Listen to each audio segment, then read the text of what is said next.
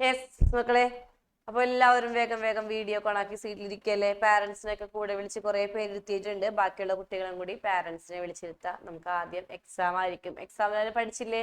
പഠിച്ചതൊന്ന് കൈവശം കാണിച്ചേ. പഠിച്ചിട്ടുണ്ടല്ലോ ഇല്ലേ? എന്താണ്ടാ അലക്സയെ പഠിക്കാത്തത്? അവിടെ നിന്നിട്ട് മുടുക്കൻ സാറേ. അലക്സ ഒന്ന് വിളിച്ചേ. അലക്സേ, എക്സാമിന് പഠിച്ചില്ലേ?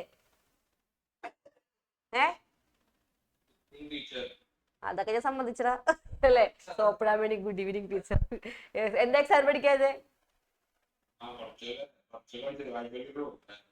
ക്ലാസ്സിൽ എടുത്തപ്പോ ശ്രദ്ധിച്ച് കേട്ടിട്ടില്ലേ? നമ്മൾ ക്ലാസ്സിൽ പഠിച്ചല്ലേ പോകുന്നത് പോർഷൻസ് ഒക്കെ അല്ലേ മക്കളെ?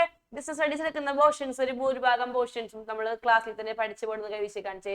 എടുക്കുന്ന പോർഷൻസ് ഒരു 75% ക്ലാസ്സിൽ പഠിച്ചു പോകുന്നില്ലേ? അതുകൊണ്ട് നിങ്ങൾക്ക് എക്സാമിന് പഠിക്കാൻ അത്ര ബുദ്ധിമുട്ടില്ലല്ലോ. പെട്ടെന്ന് വായിക്കുമ്പോൾ കിട്ടുന്നില്ലേ? ഉണ്ടെന്ന് കൈവശം കാണിച്ചേ. ഉണ്ടല്ലോ. യെസ് ഉണ്ട്. Okay, very good. പഠിക്കുന്ന കുട്ടികൾക്ക് ഉണ്ട് അല്ലേ?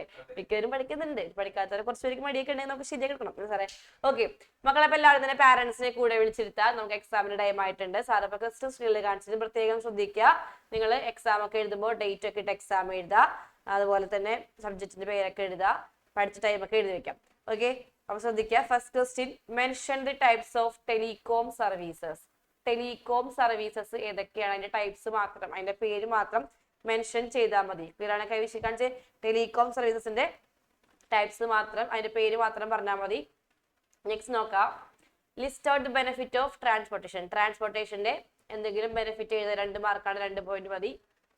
Next, explain bonded warehouse. എന്താണ് ബോണ്ടഡ് വേ ഹൗസ് എന്ന് കൃത്യമായിട്ട് എക്സ്പ്ലെയിൻ ചെയ്യാം. 2 മാർക്കാണ്. Next, explain double insurance. Clear ആണ്? കൈവശം കാണിച്ച് 4 ക്വസ്റ്റ്യൻ ഉണ്ട്. ക്വസ്റ്റ്യൻ ഒക്കെ ക്ലിയർ ആണല്ലോ? സിമ്പിൾ ആണല്ലോ? Okay, time start now. All the best. എല്ലാവരും പഠിച്ച കാര്യങ്ങൾ എഴുതി വെക്കാം. എല്ലാവരും വേഗം വീഡിയോ ഓൺ ആക്കുക. നമ്മൾ പേപ്പർ ചെക്ക് ചെയ്യാൻ പോവാണ്. പേപ്പർ ചെക്ക് ചെയ്യുന്ന സമയത്ത് നിങ്ങളുടെ വീഡിയോ ഓഫ് ആണെങ്കിൽ നിങ്ങൾക്ക് 0 മാർക്ക് ആയിക്കോട്ടോ. അപ്പൊ എല്ലാ മക്കളും വേഗം വീഡിയോ ഓൺ ചെയ്യാം.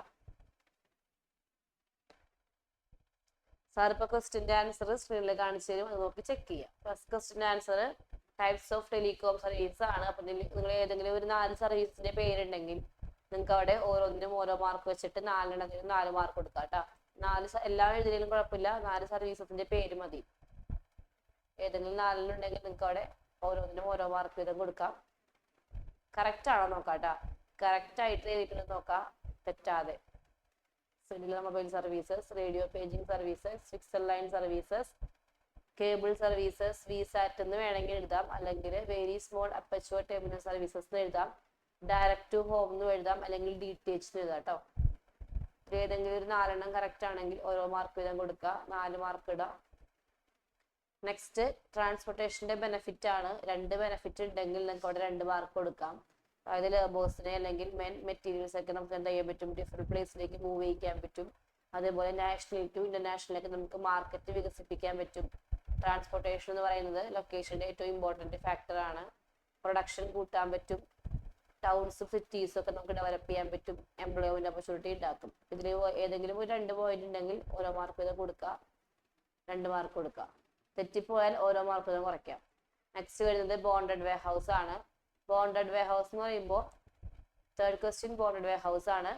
അതായത് ഇമ്പോർട്ട് ചെയ്ത ഗുഡ്സ് കസ്റ്റംസ് ഡ്യൂട്ടി അടക്കുന്നതിന് മുൻപായിട്ട് നമ്മൾ സൂക്ഷിക്കുന്ന വേ ഹൗസിനെയാണ് എന്ത് പറയാ? ബോണ്ടഡ് വേ ഹൗസ് എന്ന് പറയുമ്പോൾ കൃത്യമായിട്ട് അവിടെ ഇമ്പോർട്ടഡ് ഗുഡ്സിന്റെ കാര്യം പറഞ്ഞിട്ടുണ്ടായിരിക്കണം കേട്ടോ മക്കളെ.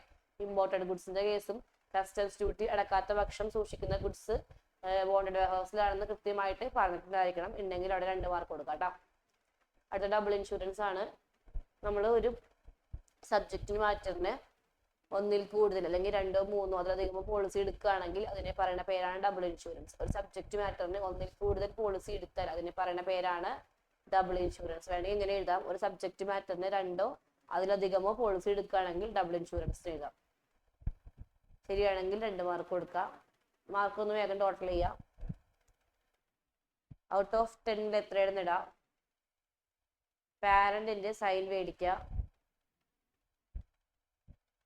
1 മിനിറ്റ് ടൈം പേപ്പർ ക്ലിയർ ആയിട്ട് സെൻഡ് ചെയ്യുക. 10 മാർക്ക് നിങ്ങൾ കൃത്യമായിട്ട് ആപ്പിൽ അപ്ഡേറ്റ് ചെയ്യാം.